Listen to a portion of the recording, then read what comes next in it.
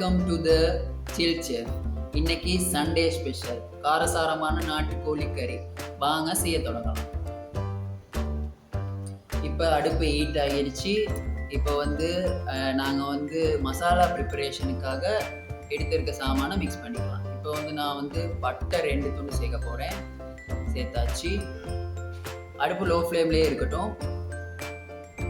இப்போ 1 table spoon சோம்பு, 1 table spoon உளுத்தம்பருப்பு, 1 டேபிள் ஸ்பூன் அரிசி, ரெகுலராக யூஸ் பண்ண அரிசி எதுனாலும் பரவாயில்ல. இப்போ நல்லா ஃப்ரை பண்ணிக்கிங்க. இப்போ துருவின தேங்காய் 1 கைப்பிடி அளவு நான் சேர்க்குறேன். அதையும் நல்லா ஃப்ரை பண்ணிக்கிங்க. பொன்னிறமாக வறுகட்டும்.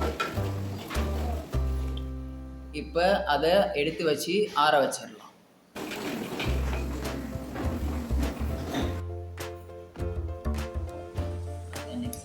இப்போ அடுத்து மெரினேஷன் ப்ரோசஸுக்கு சின்னதாக சிக்கனாக வெட்டி நான் எடுத்து வச்சுருக்கேன். அது சேர்த்துக்கலாம். இப்போ தனி மிளகாத்தூள் நான் எடுத்து வச்சுருக்கேன். அதில் 2 டேபிள் ஸ்பூன் சேர்த்துக்கோங்க.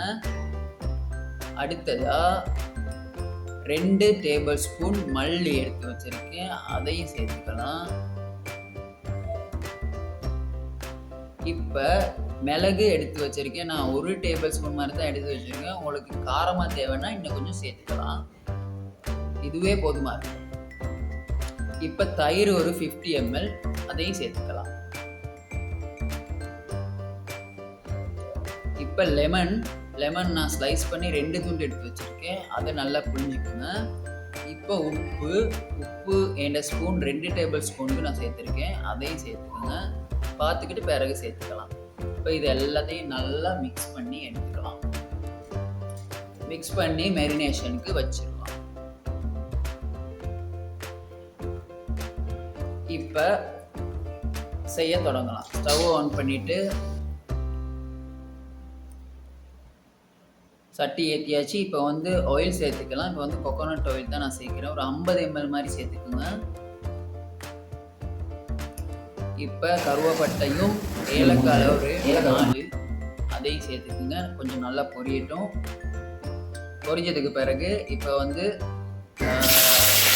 கருவேப்பிலையும் ரம்பையும் எடுத்து வச்சுருக்கேன். 1 கைப்பிடி அளவு, அதை போட்டுடலாம்.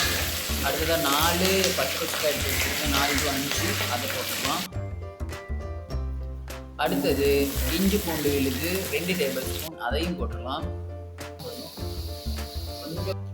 நல்லா ஃப்ரை பண்ணிவிட்டு 3 பெரிய வெங்காயம் அதை சேர்த்துக்கலாம். இது பொன்னிறமாக வதங்கிடுச்சு. இப்போ 1 பெரிய தக்காளி நான் சேர்த்துக்க போகிறேன். இதையும் சின்னதாக வெட்டி வச்சுருக்கேன். அதை சேர்த்துக்கலாம். இப்போ இதை நல்லா மிக்ஸ் பண்ணிவிட்டு அடுத்ததாக நான் முதல்ல போட்டேன் தனி மிளகாத்தூள். அதோட பேலன்ஸ் தனி மிளகாத்தூள் 1 டேபிள் ஸ்பூன் மாதிரி மிஞ்சி இருக்குது. அதை நான் சேர்க்க போகிறேன். அதையும் சேர்த்துட்டேன். மல்லித்தூளும் 1 டேபிள் ஸ்பூன் மிஞ்சி இருக்குது. அதையும் நான் சேர்க்க போகிறேன். இந்த எண்ணெயில் போடும்போது என்ன ஆகும்னா நல்லா ஃப்ரை ஆகணும், நல்ல ஒரு கலர் கொடுக்கும். அதுக்காக தான் நான் இந்த டைமில் சேர்த்துட்டேன். இப்போ சேர்த்து நல்லா வதங்கிடுச்சு. இப்போ நான் சிக்கன் சேர்க்க போகிறேன். ஆல்ரெடி 30 minutes ஆகிருச்சு. 30 minutesோட கூட தான் ஆகியிருக்கு. இப்போ நான் மேரினேஷன் எடுத்துட்டு அதை நான் இப்போ சேர்த்துட்டேன். இதை நல்லா இப்போ மிக்ஸ் பண்ணிடுவேன்.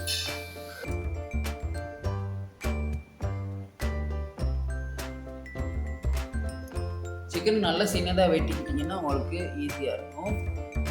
அப்போ தான் நல்ல மசாலா இறங்கி வெந்து வரும். தண்ணி சேர்க்க வேணாம். தண்ணி சேர்க்காமல் இந்த மாதிரி தண்ணி பிரிஞ்சு வர வரைக்கும் நல்லா வேக விடுங்க. இப்போ இதை நல்லா மிக்ஸ் பண்ணிடலாம்.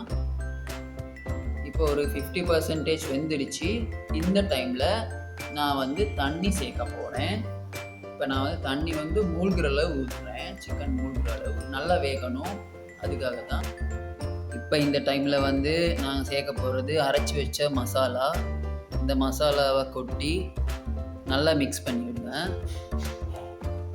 மிக்ஸ் பண்ணிவிட்டு ஒரு 1/2 hour நல்லா ஹை ஃப்ளேமில் வேகணும்.